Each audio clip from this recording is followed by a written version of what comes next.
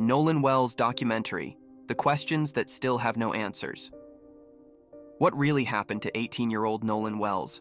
A young football player leaves for a 4th of July celebration with friends, but only the boat returns. 2 days later, his body is found near Mississippi's Horn Island. Authorities say the investigation is ongoing. His family says too many questions remain unanswered. Tonight, we break down everything we know, from the boat trip to the search, the autopsy findings, the newly released emergency call, and the latest developments that continue to fuel demands for answers. This is True Crime and Scams South Africa. If you appreciate factual, respectful true crime coverage, subscribe and turn on notifications. Nolan Wells documentary. Chapter 1. Who was Nolan Wells? Nolan Xavier Wells was 18 years old. He had recently graduated from high school and was preparing for his future at Southwest Mississippi Community College, where he planned to play football. Friends and coaches described him as kind, respectful, and full of potential. According to those who knew him, he was the type of young man who made friends easily and always carried a smile. No one imagined that a holiday weekend would become one of America's most talked-about death investigations. Nolan Wells documentary. Chapter 2, July 4, 2026. On Independence Day, Nolan joined friends on a boat trip to Horn Island. Horn Island is a remote barrier island located off Mississippi's Gulf Coast. Every year, hundreds of young adults gather there for Independence Day celebrations. Authorities say approximately 300 people were on parts of the island that weekend.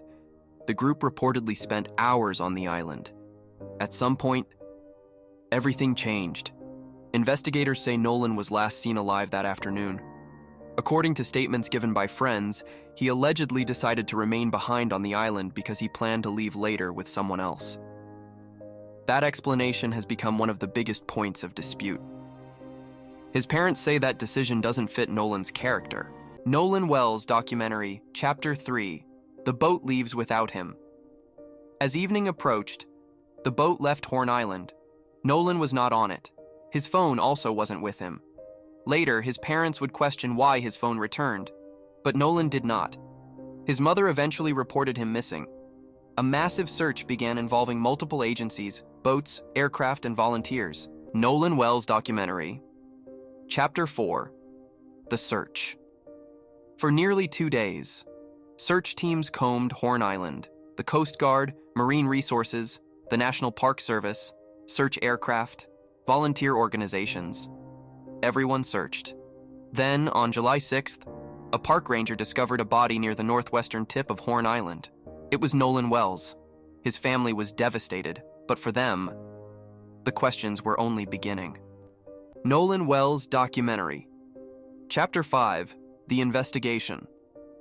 Authorities initially stated they had no evidence indicating foul play. However, they also confirmed the investigation remained active. The official cause of death had not yet been determined. Investigators requested anyone with original photos or videos from Horn Island to come forward. They specifically sought footage that could show Nolan's final hours or any reported altercations. Nolan Wells documentary. Chapter 6. The Family Hires Ben Crump. Soon after Nolan's death, the Wells family retained civil rights attorney Ben Crump. Crump stated the family wanted a completely transparent investigation.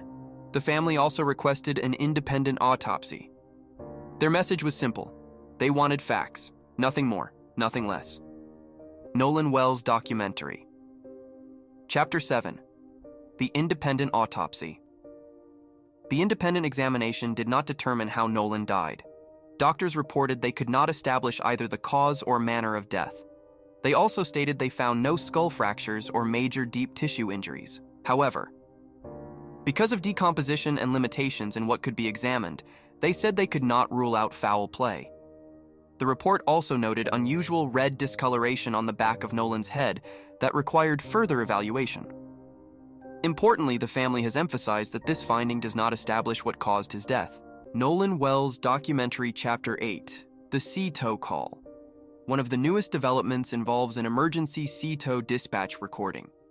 The audio reportedly captures people from the same boat requesting assistance after experiencing mechanical problems. The call has sparked widespread discussion online. However, investigators have not announced that the recording proves criminal activity. Former FBI officials interviewed by media outlets have also cautioned against drawing conclusions from the recording alone. Nolan's family has hired audio experts to independently analyze the recording. Nolan Wells documentary. Chapter 9. Digital Evidence. The family's legal team has now begun seeking preservation of digital evidence. That reportedly includes records from social media platforms, phones, and messaging services.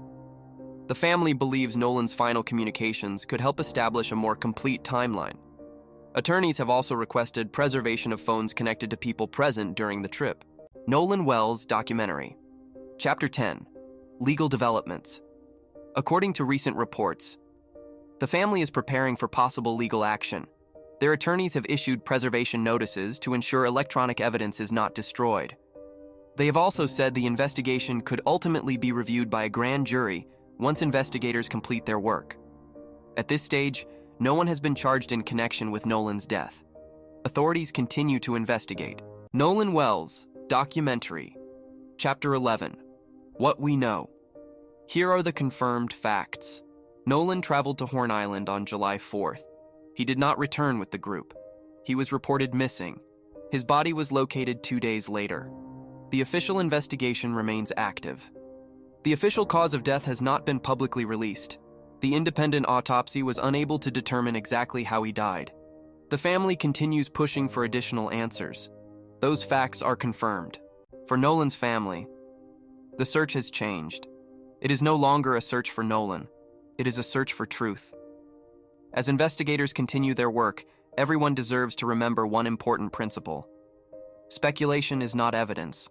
The investigation is ongoing, and until authorities release definitive findings, many claims circulating online remain unverified. We'll continue following this case and provide verified updates as new information becomes available.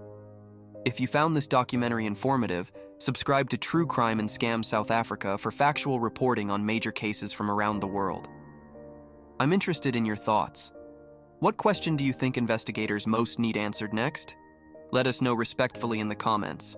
Thank you for watching, and we'll see you in the next case.